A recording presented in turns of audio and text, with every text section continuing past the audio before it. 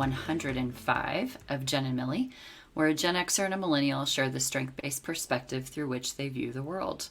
We are your hosts, Allison and Tess. Hi, Tess. It's like I just saw you. Hi, Allie. It's like I just saw you. It was so great to see you in person. It was great. It felt, I know a lot of people have friends like this where you just pick right back up where you left off. And obviously you and I have this space where we get to see each other and chat with each other, but to see you in person was just fantastic. It was. Really feel fortunate for the time that I had in DC. Yeah, so glad. It was so great to see you and Hannah in Des Moines and the teammates people and Mentor Nebraska people. So it was pretty awesome. And I got to meet Ryan, which was absolutely delightful. Heart affirming, soul affirming, mama bear affirming, all things affirming. The way you had described him was so spot on, but just wonderful to meet him. I'm so happy and excited for you and just to see the two of you together. But that was really, really fun for me. Yeah. I'm so glad you got to meet him too. I laughed in retrospect when you said, I think at the end of dinner, you were like, I had a minor freak out when I walked into the restaurant thinking, what if I don't like him? And I kept thinking how tragic that would have actually been if you didn't like him. So, but thankfully not the case. It's funny. Not the case. It's funny. I had a conversation recently regarding my children's significance, who I now call my kids. So Dylan and Shanna are now my bonus kids. Shanna has been my bonus kid for quite some time. She calls herself 1A. She believes she deserves the title of being the favorite. She refers to Dylan as 1B because he has not spent the time to earn the position of being a favorite, but I do love them both very much. And I'm so lucky that my kids have chosen incredible humans that I also adore. Yeah. What if I didn't like them? Yeah. And would I lie through my teeth about it? Would I fake it? I don't know what I would do. And thankfully I don't have to worry about it. But that, as I was walking into the restaurant, all of a sudden I had this overwhelming panic, what if I don't like Ryan? And Tess knows me so well and my face shows things so much that I thought, can I get away with this if I don't like him? I don't just like him. I respect and appreciate and very much love him already.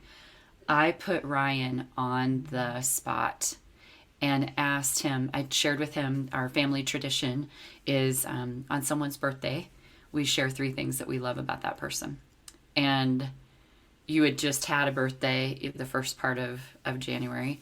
And so I just put him on the spot and I said, what do you love about Tess? And I said, you don't have to answer right now, Ryan. As soon as I said it, I felt like Des Moines looked at me as if, what are you doing to this poor guy? He just meets us and then you ask him a question like that. Yeah. Right. It's here comes Allison. Yeah. Here comes Allison interrogation process. And he said, no, I can answer that right now. And he leaned in and described you with as if he had, written a dissertation a couple days prior. He spoke to your strengths. He spoke to the best of you. But the thing that stood out to me the most that I loved is that he named all the ways that you are kind. And there are a lot of ways that we describe people in the world. There are a lot of ways that I describe you. But I don't know that I've spent the time and the awareness of truly your kindness. And he spoke to that so accurately. It was like having both a heart and a brain and a science and music, all the things were aligning for me. So I told him, how much I appreciated it. And then we talked about you being, Professor Tess and that you were teaching. And I said, are you going to walk into the classroom? And he said, I think I'm going to sit in on one of her classes. So I immediately thought of the scene in Parenthood where Rick Moranis' character comes into his wife's classroom and starts singing Close to You by the Carpenters. And I was like, Ryan, I got to send this to you. So I'm sure he thought after that kind of introduction to Allison. Maybe the podcast make more sense now. He was like, I understand. Yeah, no, it was, it was definitely great. It was a great thing. I think it was, he says that a lot about me, that I'm just kind, and and even like at dinner that night, like that being one of the things that he shared, and it prompted a lot of reflection for myself too, I think, because my strengths are so, I'm so dominant in thinking, and I think our world just puts those into like binaries, that you're a thinker or a feeler. And that's what I've always really appreciated about strengths as a structure, right? Is it talks about how we are so complex and multifaceted as human beings, that we have the ability to hold both the head and the heart at the same time. But I think one of the things that I've noticed is, because I'm in this place where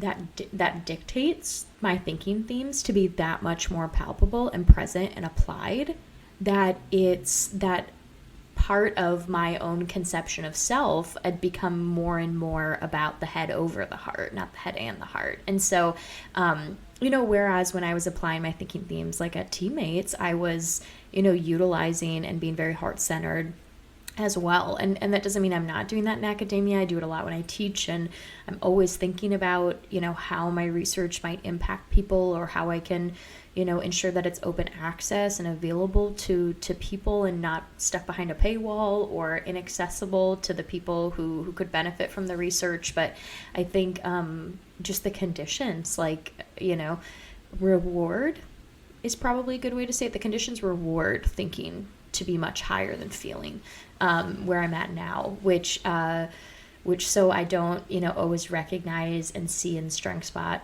myself in the way that my relationship building themes are showing up. And you are now in a relationship where, I feel like the essence of you, the beauty of you, the genius of you is in a container that's different than it's ever been used before. And how interesting it is, back to the binary, like, you're badass. You pride yourself in being a badass. You pride yourself in being strong, independent. You know who you are. Mm-hmm. And yet there's this, and I'm going to use this word, you may not like it, but there's a softer side of you that has come out since Ryan has been part of your life. And when we talk about complementary partners, or we talk about great relationships in any regard, I think it helps us to soften. Mm-hmm. Our edges get less harsh. Mm-hmm. And our ability to lean in and trust shifts. And so I'm seeing this, not saying that you were harsh or rigid, but the badass of you shows up differently. Mm-hmm. It's very much like protecting, remind me, Ryan's dog. I forgot his name. Yeah, Hawk. Protecting Hawk. Like, it's this softer side of you that I've never seen before. And like the way that you talk about Hawk, the pictures that I see, it's a softer side of Tess. And, of course, me, empathy, connectedness, I'm going to lean all into that and witness it.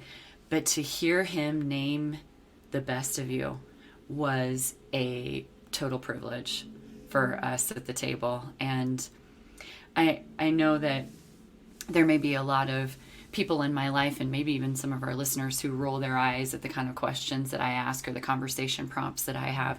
But that was so affirming to me about saying, I'm going to get outside of this side chat, chit chat, surface level, and we're going to go just a little bit deeper. And I give people usually the option, would you like to participate in this? You don't have to. Mm-hmm. I love when they step in, and to be part of that moment was pretty magical. Yeah.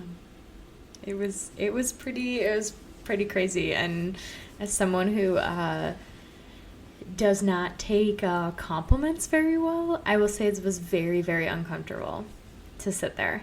And like, that's something that I had to recognize and try and listen anyway.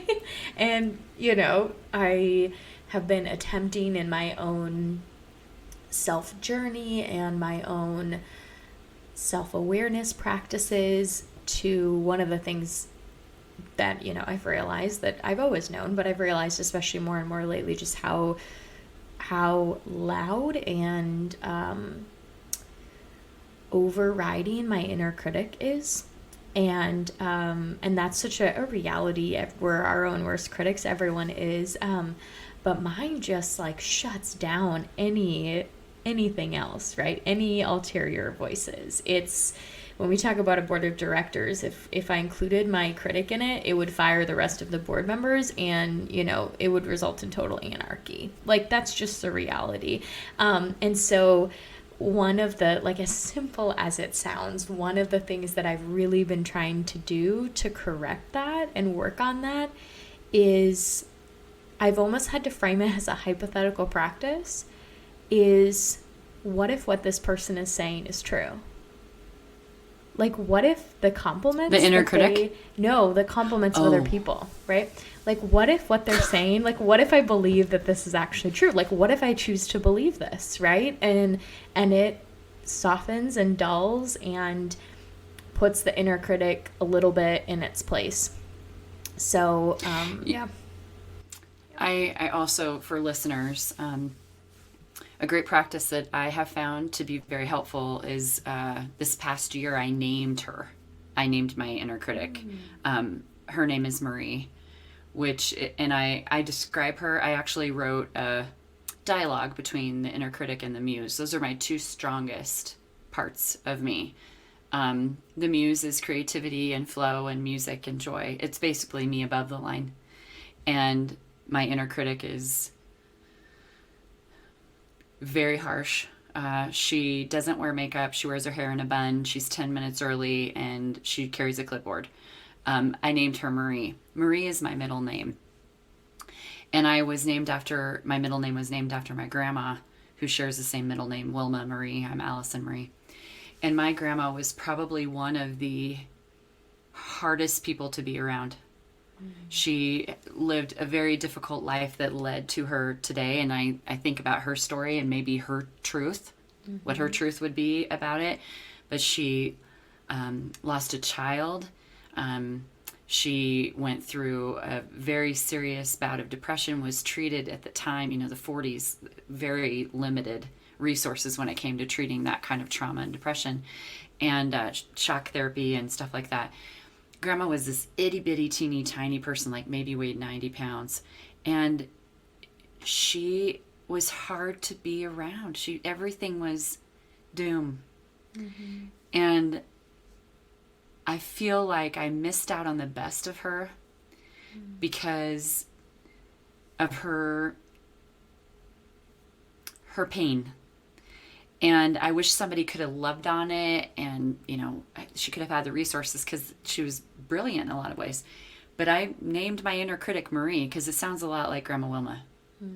You're not going to get this right. It is not going to go well. Have you thought about all the 45 ways this is going to go wrong? That's what Marie sounds like. Penny, who is the muse, she and Marie, they aren't pals.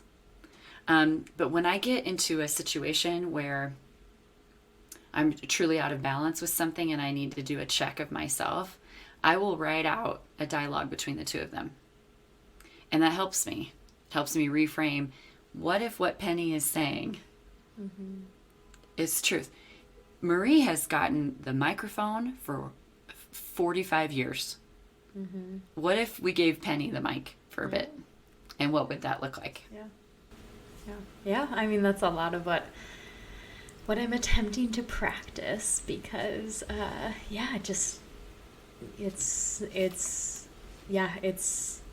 I don't even know. It's just a lot to process, and I've had to frame it as a hypothetical because I can't just say, like, oh, what they're saying is true. Like, what if I believed that what they were saying was true? And it's... Okay, so I'm going to push. Yeah. You don't think, like, really... I mean, I know your analytical brain, like, knows that, but you know what Ryan said was true. Correct? Or no? I believe that that's his truth. Yeah. Oh, so he's shaded in his love for you. Yeah? Yeah, maybe. Oh, damn, this is good. This is great. So if I I don't like being said on this side. exactly, I like being the I one know you pushing you. don't. I don't like this. I'm starting to shut down. When the turns have tabled, I think that that is really interesting based on what we talked about in the green room. Truth is relative. So, do you really believe that Ryan, when you are at your worst and on your worst day, and 20 years from now, Ryan will still not believe those things to be true about you? I think Ryan will believe those things to be true about me. Yeah. I know those things that he said are true. And I've known you for a bit.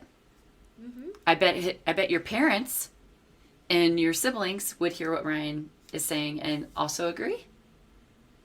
Maybe. This is good, Tess.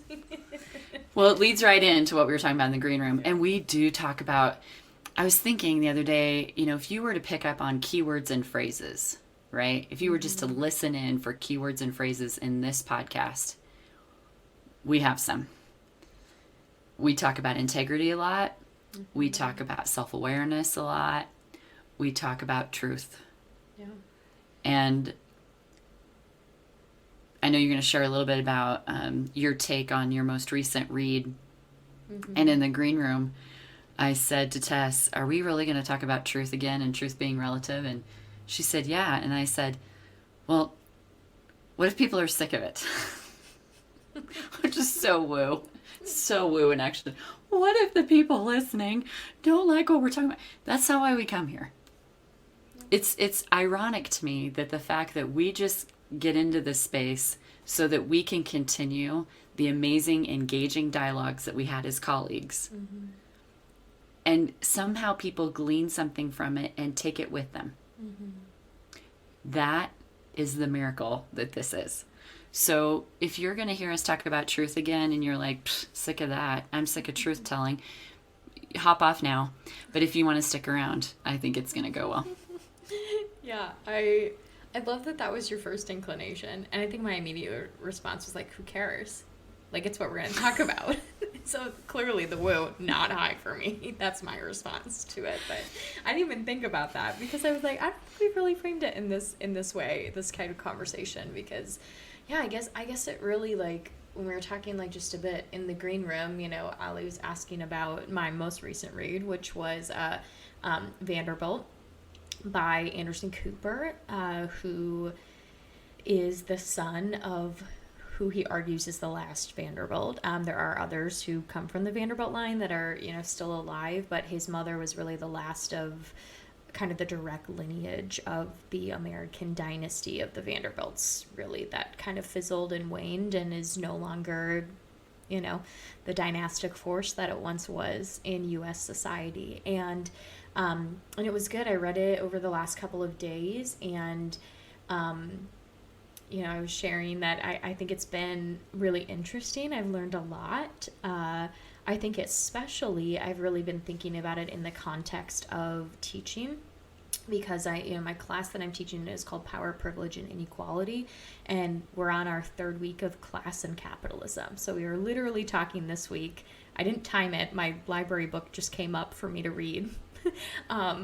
Read Vanderbilt, like on my audiobook library rental just happened to be open then, so I was finally off hold for the library book to read the book, and it happened to occur the same week that I'm teaching on the elite, right? Who are the elite? How do we define them? Who are they? How do they continue to be who they are, right? Why do we all want to be them? Like all of these types of questions, right? And so it was really interesting to be reading this personally and it coinciding with these conversations in class. And really the interesting thing about reading it was, he had a co-writer, and I'm failing to remember the co-writer's name. I apologize. Because I want to give credit to her as well. He gives a great acknowledgement to her in the end of the book as well. But he uses a lot of historical documents and uses the society pages, and he had several of his his ancestors who are Vanderbilts that, kept record and diaries and documents. So it's very historically rich, right? But, he's making a claim, about the rise and the fall of the Vanderbilts. And he's recounting really specific details, like, a ball that they held and one of them being married off to a duke, and like these historical events that you can find newspaper for, and primary and secondary historical sources.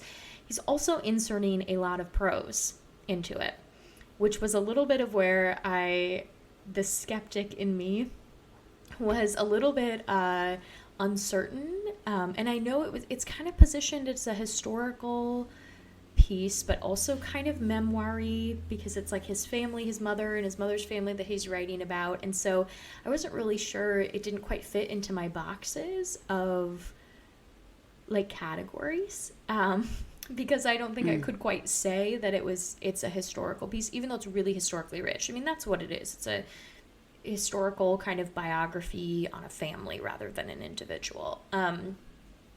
But there were a lot of times in which I kind of questioned some of what he was recounting, because it seemed emotion and kind of contextually really, like, it just evoked certain like emotions and feelings, and describing the ambiance of places, which some of those things weren't recounted, right, in these historical documents. So it really made me, step back to say it's hard to consider this a historical piece entirely, right, because of those features of it.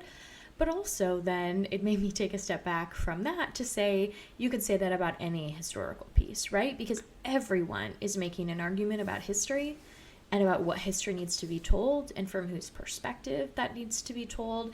And so it brought me all the way back to then this, whole idea. And we talked a little bit about truth, but, I've always, as a social scientist, we make sense of the world from the collection of our individual perspectives, right? That it's an individual's lived experience is their view of the world, which is different than someone else's, right? And therefore our sense of what society is based on the patterns that we find between people's individual lived experiences.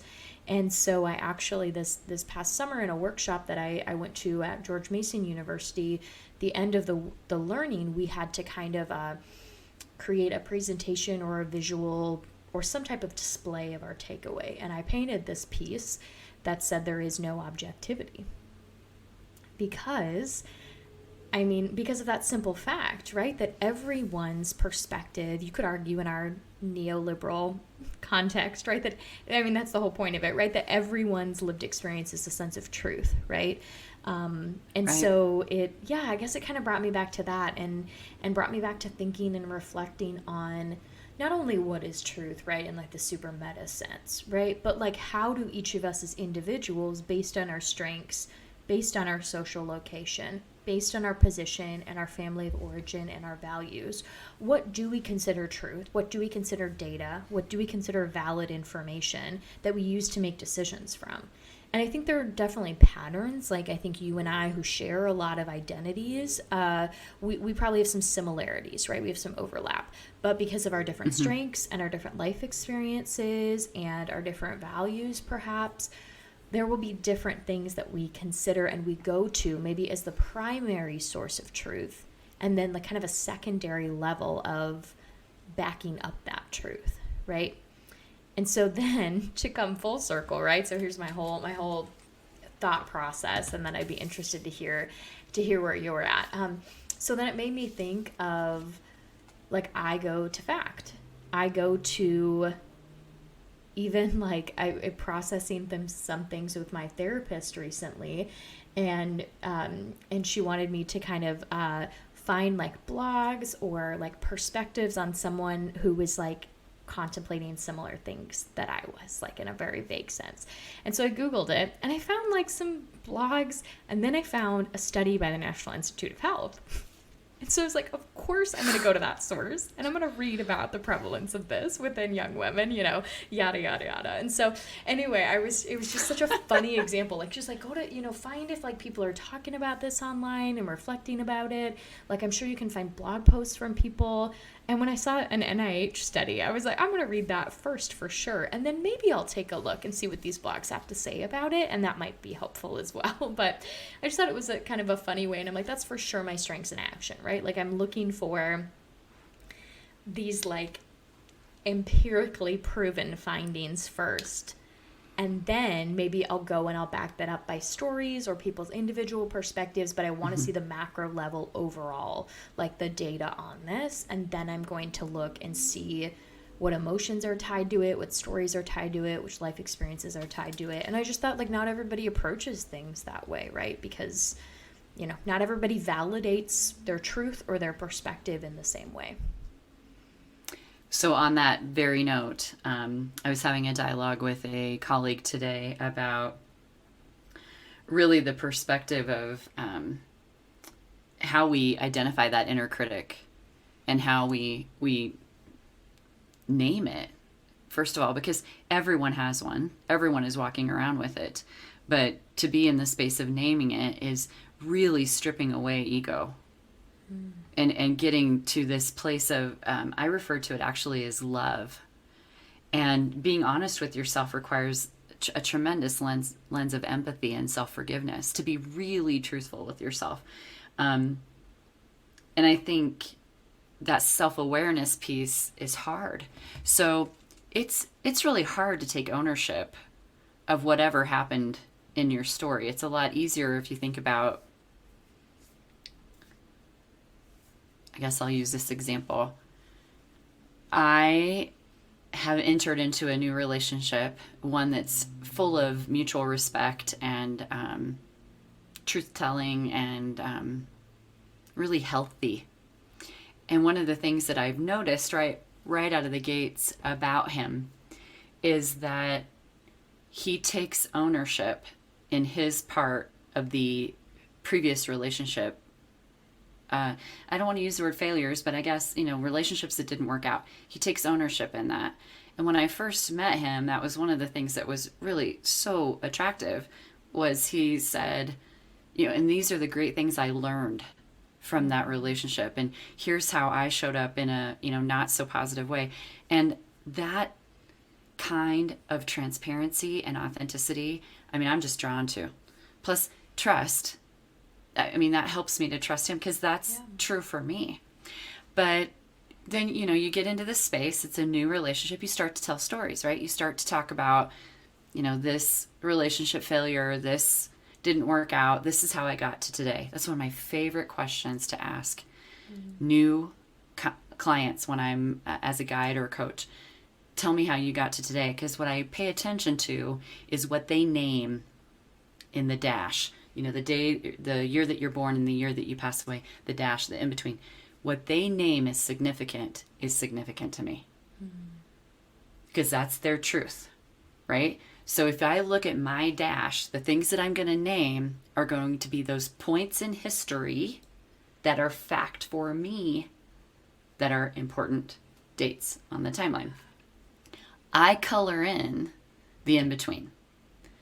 So as I was coloring in the in-between of, here's some examples of this X, or this didn't work out, or this is what I felt about it, it has put me in such a place of a truth lens, because you can't really know the facts if you only have yours. So one of the things that I often say to him is, this is what I think happened. But if he was sitting here telling his side of the story or his version, it may sound very different. Yeah. And I want to acknowledge that.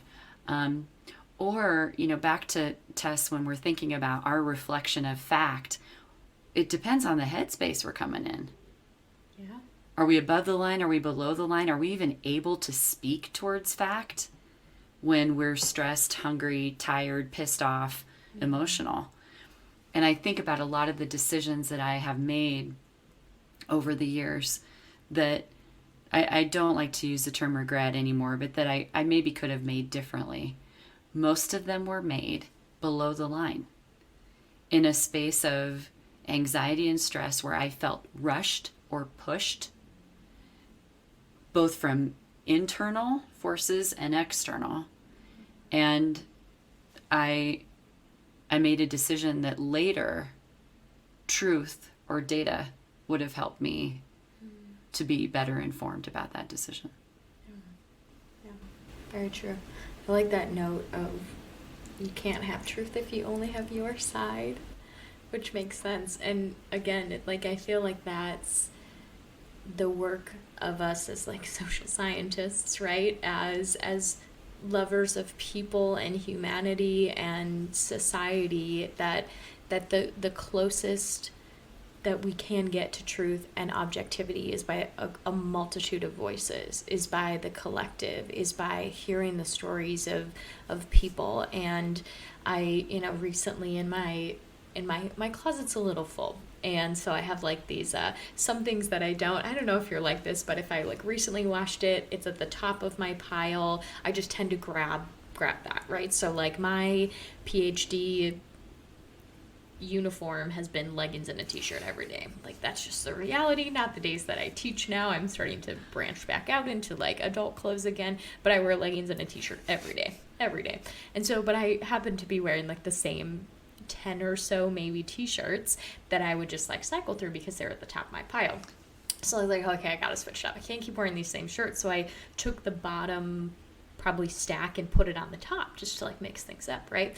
And the first t-shirt that showed up was the greatest human need is that of being heard, the teammate shirt that I kept. And I was like, it was such a good reminder and something that I just so needed. And I think that's also the task of arriving at truth and arriving at objectivity is by hearing people, honoring their perspectives. Because when we think about history, we think about what's been written, we think about the stories that have been told, we think about our own perspective, right? Like most of what we've learned and most of what we know is from the perspective of those who have power and those who have won, right? Which in the United States of America, right, predominantly white, cis, heterosexual men, right? So, and white women, right, now at this point. So examining what we know and how we know it, because what we know came from somewhere. Our base knowledge, right? Apart from our lived experience. What we know came from somewhere, right? Even our lived experience and the knowledge we gain from our lived experience came from somewhere, right? We interpret the world around us, right? Based on the clues that we have. We fill in those gaps and we provide explanations for the things that we see and the things that we notice. And so examining, taking a step back to not see that as objective nor truthful, right? It is a sense of that. It is it's someone's truth, right? But to fill in the gaps of the voices that we need to hear, the voices that are missing in order to arrive at a closer truth, more closer to the bullseye of what actually is happening by including a multitude of voices in that and by hearing them and incorporating their stories as part of the narrative of reality. And that takes time. Oh, yeah. It takes time and it takes focus and it takes energy. So interesting. And it takes the power of not making assumptions. I was already in assumption mode when you started down the line of 10 t-shirts because I thought what you were going to say was, I ran into someone who said, wow, I've seen you in that shirt 17 times. And so my assumption about Tess is she only owns 10 t-shirts. That was the math I was going to. That was not at all the story you were about to tell. Mm-hmm. But the assumption I was making, oh, this is an analogy about, it's not true. I have 60 t-shirts, but I only wear the 10 over and over because I don't really care about my attire right now. So again, like the lens of assumption. And this is such a beautiful thing for us to consider right now in the space that we're in at any given moment. I'm going to go back to what Ryan said to you about being kind. In the moment that he said that, I thought, is that a word, an attribute that Tess will see with as much clout as, I don't know, the word like brilliant. And I'm not kidding. Ryan, I hope you're listening. I've reflected on that moment over and over and over. It was so powerful for me because we all know I love love, but I love respect. And he just has respect for you as a person. And then I was listening to that piece about kindness, and I was like, if there was one thing I could ask of my kids, it would be to be kind. And I think about all of the times that we walk around in the world, and if we could just make the assumption that everybody we interact with is going through some kind of shit, we would be kinder. And we don't know their truth, and we don't know what got them today, and we don't know what made them cut us off in traffic, and we don't know what made them crabby, at the eye doctor's office. But like when we bring this lens of the assumption of they're walking in their truth, and I don't know a thing about it, it makes us more open and aware, and it gets us out of the assumption listening and into more active listening. And that's where people can truly be heard. Absolutely. Yeah. I love that. I also think it's absolutely ironic to me that so many of us struggle with this, because I used to think it was just me. I used to think it was just me that had an inner critic that was loud. And it wasn't until I was vulnerable and honest with myself that allowed me to have a voice to be open and honest with others, that made me feel more seen and heard for that. And that to me is where, self-awareness becomes a leadership skill. It becomes not just a tool for us to walk around in the world knowing ourselves a little bit better, but it becomes a leadership skill. Naming Marie, that's been 90% of the battle. She's not nearly as loud when I say, oh, I hear ya. Okay. Her phrase, and I would really want our listeners to think about this. What catchphrase or what phrases, what words, what story is your inner critic telling? My inner critic stands in her truth very clearly. And her phrase is, who do you think you are, Missy? You are a farm girl from Nebraska. Who do you think you are? And that's her truth. And Penny over here, the muse, is like, shut up, Marie. She says a lot. But it's also like, what are we doing next? Do you see what you just accomplished in this last 2 years? You went out on your own. You started to adventure. You started to find yourself. Look at all this dancing and what this dancing has led to. You should dance more. Who cares?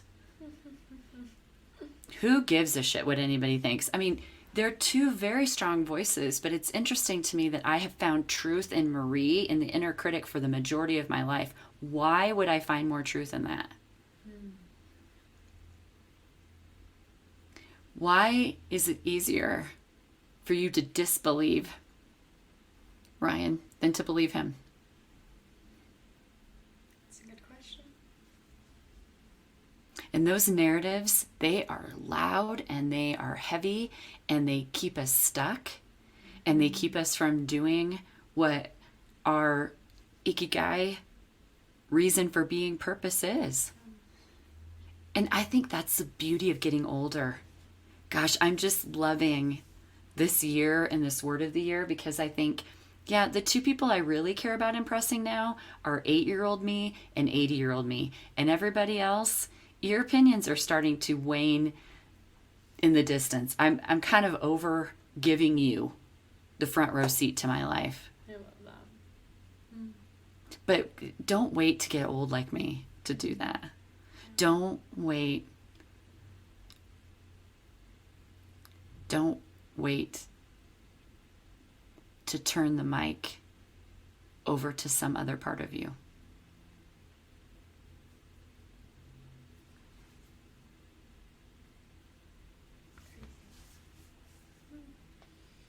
That's good. Good advice, good recommendation.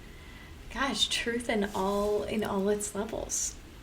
Individual, interpersonal, collective.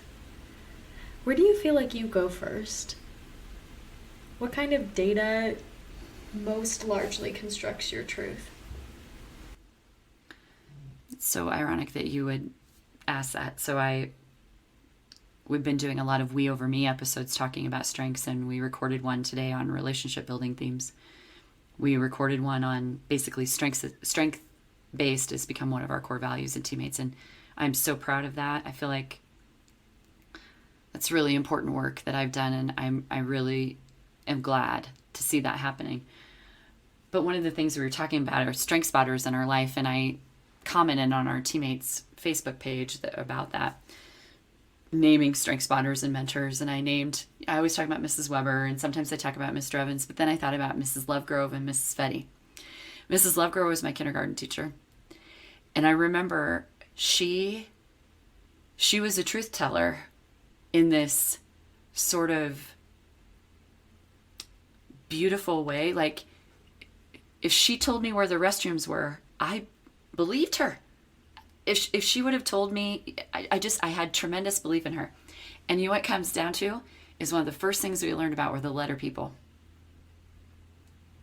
Did you have the letter people? No. Miss A. Oh, geez. The letter people, they had, A is for, I can't remember what it was. I want to say amicable, but that's not right. But it was, they were drawn out. They were people. Okay. And she taught us the letter people in this like really cool way. And it was tied to music, of course. And I just remember being like, oh, words are true. Letters are true.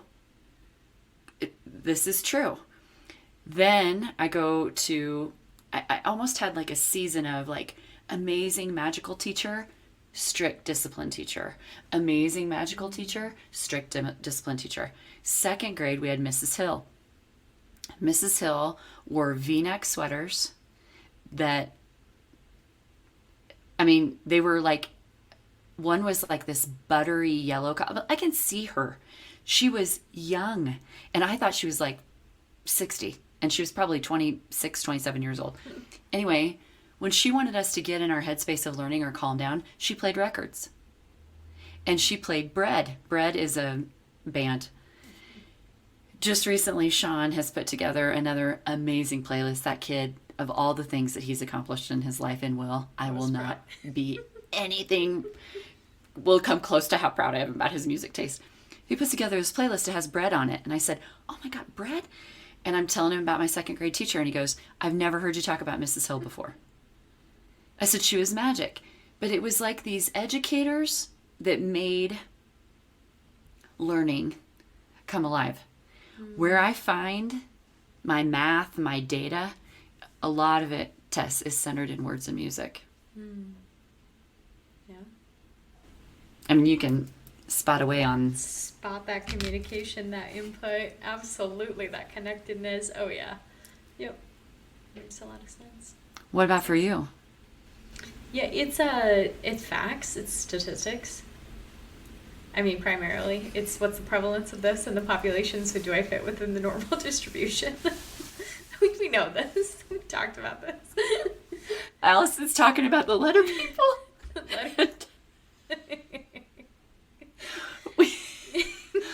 Again, I just feel like I walk into this space with just nothing but disappointment for you. I don't even know half of what you just said, but I think also I almost flunked stats. It happens. I shined in social research though. Yeah. So, especially again, qualitative. You do qualitative research all day long. That's what you do. But letter people are my jam. I found truth in the letter people. And Tess is like, I don't know, statistics. But Real truth. You can strength spot that, right? You can 100% strength spot that. Also, everything about this dialogue today is your context and action. Yeah. I hope Anderson Cooper calls you and says, hey, I heard your podcast because I listen to it regularly. And I'd love to join in and give a little bit of perspective as to why I do believe I can tell this story. Mm-hmm. And here's my truth and here's my why, or here's what my mom shared with me. I was thinking about it as you were sharing that. Does something become true once we have two people validate or verify it? So if I say what Ryan said was true, does that make it more truthful to you? If Hannah said it was true, still not enough? You need like 75 people. I only need like 1.5. I think that's a really good question, right? Like, what is like the litmus test or the threshold for, because like in society, we have markers of that, right? Mm-hmm. Like we have, and statistically speaking, we have ways to verify if something is reliable fact, right? Like how strongly associated certain things are to one another, like different concepts or different variables or different items on a scale. So there are ways that we have found to measure that, right? And it is about a collection of voices and how similar perspectives are. I think it's interesting to distill it to the individual. I've never thought much about that. And I think for me, because of where my inner critic is at this point, I don't know how many it would take, because they stamp down on many voices, you know? So, Well, I mean, back to what I shared earlier about, in the dialogues that I've had with Rich, when I say, and if this person was sitting here, yeah. this might be what they would say. I feel like I'm almost trying to provide a truth lens, that it's not just my view. Yeah. If they were sitting here, I think this is what they would say. But I don't even know that. That's a big leap assumption that I'm making, that my truth is the same as theirs. This is something I dive into further with my kids as they get older, and they say to me, hey, do you remember they learned what their dad taught them about avoiding the doorbell when the Schwan man came? They learned duck and dive. So we had big open windows, big picture window in our house, and the doorbell would ring. And if it was the Schwan man, Mike was so avoidant of, like, he just couldn't say, no, I don't want anything. He just avoided it altogether. So he taught the kids the duck and dive, which is drop and hide from whoever is ringing the doorbell, pretend you're not home. So you could be walking by the picture window where clearly anyone could see you in the house. The doorbell would ring and my children would drop to the floor. So, as they're sharing about some of these stories now, I see their lens on what we call, we've got Edgecombe family stories. Mm-hmm. And these stories that we have, I hear them now through their lens and think, ooh, that's not exactly how I remember it. Yeah. But their truth is relative. Yeah. But it's also like this idea, and I think you said earlier, and I'm not sure like if this is the way you meant it, like that saying, if this person were here and telling their story, this is what I think they would say. And you said that might be faulty of me to assume that their perspective would be the same as mine. I think just acknowledging that there would be a different perspective is opening the door for a greater sense of truth, right? Mm-hmm. And like you're not acknowledging that they would have the same perspective as you would, like unless you're using and weaponizing it for that purpose, right? Which I don't think you are, but you could, right? Easily, right? They would probably back me up, right? Like, but acknowledging that they might have a different perspective or take on the situation than you would. Well, that's been the hard part of this, is to like own my part. Yeah. So it's really easy to say, oh, the reason this didn't work out is because this guy is an absolute fill in the blank, and his blah, blah, blah contributed to blah, blah, blah. It's really easy to do that. Yeah. But that doesn't work for me. That's too easy. And I don't want to look back at the energy and the heart that I put into previous relationships and think, oh yeah, well, the end of it, I'm just going to put on them, and therefore that makes it easy for me. That lessens the impact. And so, God willing, no one will ever show up in this space to contradict anything that I've shared on here. But if they did, I would be open to that and welcome that, because I think that's where truth for me lies. Yeah. It's in the letter people versus statistics. It's the unique lens, right? And that helps me show up in the world more open and receptive to really listening what someone else is trying to walk in. Yeah. Yeah. Absolutely. That's awesome. Great. Okay. A few questions, I think, for listeners. I did have to jot things down because I feel like our conversation was a little bit all over the place. Surprise. But also at the surprise, right? But also at the same time, so many threads of continuity. So I think examining how you make sense of truth, right? What information do you see as more credible or less credible? What information do you go to first? What then serves as a form of support for that? And I think our easy example is, I mean, we always talk about this, like you're the stories to my stats. Like I'll come up with stats first and then you'll have a story to support it, or you'll share a story and then I can back it up with stats, right? And I've been contemplating that a lot in sharing data. Is I've seen it done both ways, and recently reread an ethnography by a sociologist, Matthew Desmond, called Evicted. It was a very popular book that a lot of non-sociology people read. It was a bestseller, and he looked at eviction and housing insecure people in Milwaukee. And his entire style of sharing data was the real raw detail of people's stories. Then he would support it with stats.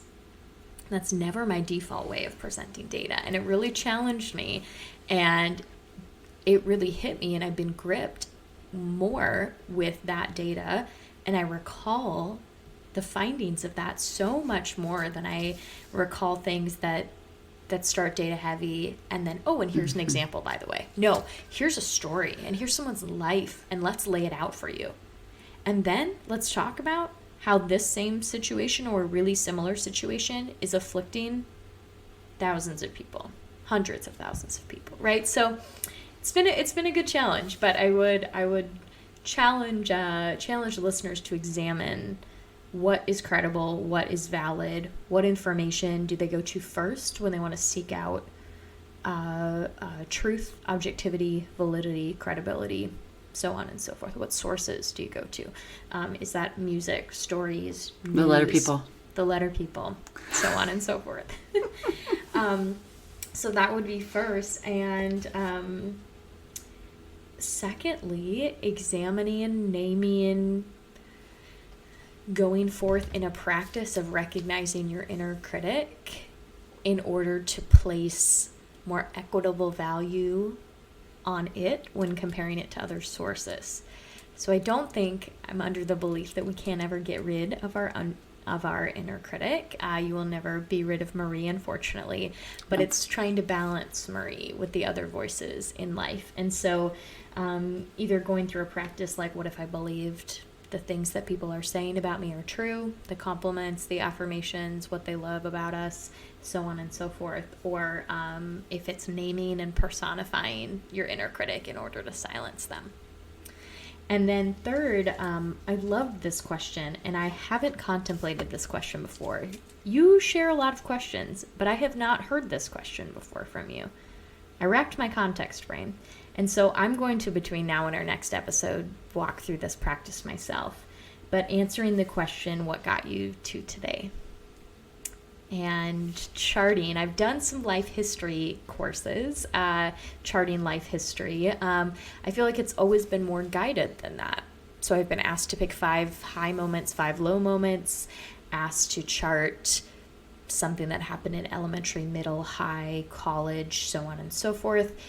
The question, what got you to today, is very abstract, and it's very vague, probably intentionally. So it allows the individual to choose the events, the interpretations, the moments of truth, the moments of life that are the most central to their current identity and place and conception of self. So did I miss anything in terms of follow-up? Beautifully done. Okay.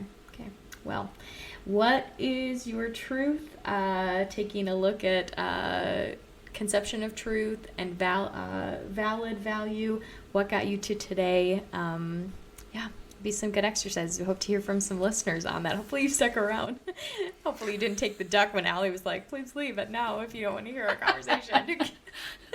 Oh my gosh. I always feel like people have got to know what they're getting into at this point in time with us. So. Well, I would hope so. I mean, for real, the fact that we go down the lines of like a lot of common themes, but at the same time, like, I haven't talked about the letter people. Never heard of them before. Oh, I'm for sure sending you. There was a book. And I got to be Miss A. Because I was Allison. Yeah. Oh my gosh. I love it. Well, thank you everyone for tuning in to episode 105 of Genn and Millie. If you enjoyed today's conversation, consider sharing this episode with a friend. My goodness, my words today are difficult. To interact with us and share your responses to the question we pose, give us a follow on Instagram at Genn and Millie. That's at GENNANDMILLIE. Until next time.